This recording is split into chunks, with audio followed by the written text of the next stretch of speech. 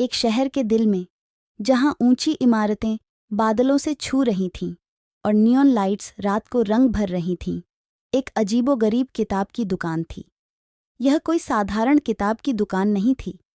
यहाँ पर जादू मानने वालों के बीच इसकी गुप्त बातें गूंजती थीं, क्योंकि यहाँ पर किताबें अपने पाठकों को खुद ढूंढ लेती थीं, उल्टे पलटे नहीं।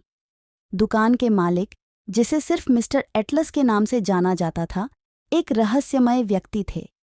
उनके जीर्ण हाथों में ऐसा लगता था कि उन्हें प्राकृतिक रूप से पता था कि हर आगंतुक के लिए कौन सी किताब गहरी तरंगों में गूंजती है।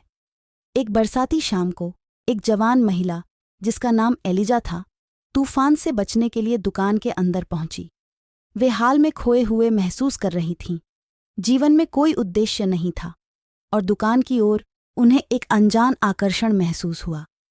जैसे ही एलिजा दुकान में प्रवेश करती है, मिस्टर एटलस एक पुरानी रीढ़ की किताब से उठते हैं और उसे बिना कुछ कहे एलिजा को देते हैं। एलिजा थोड़ी देर के लिए हिचकिचाई, फिर उसने आभारी सिर से इसे ले लिया। जैसे ही वे दुकान के एक सुरमई कोने में बैठकर पढ़ने लगीं, एलिजा को एक ऐसी दुनिया में ले जाया गया जिसे उसने कभी नहीं जाना था। कहानी शब्दों के साथ उसकी आंखों से नाचने लगी, एक साहस, प्रेम और आत्म खोज की चादर बुनती हुई। प्रत्येक अध्याय ने उसके साथ ऐसे रिसोनेट किया जिसे वह व्यक्त नहीं कर सकती थी, जो उसके दिल के सबसे गहरे कोनों को छू रहा था।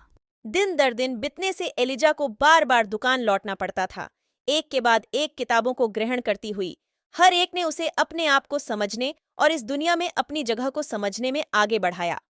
वह कहानियों के साथ साथ मिस्टर एटलस की शांत बुद्धिमत्ता की ओर भी आकर्षित होती थीं, जो उसके विचारों और सपनों को धैर्यपूर्वक सुनते थे। लेकिन उनके दौरे की शांति भरी नियमितता के बीच एलिजा ने अजीब हादसे नोट किए। जब कोई भी दूसरा नहीं था,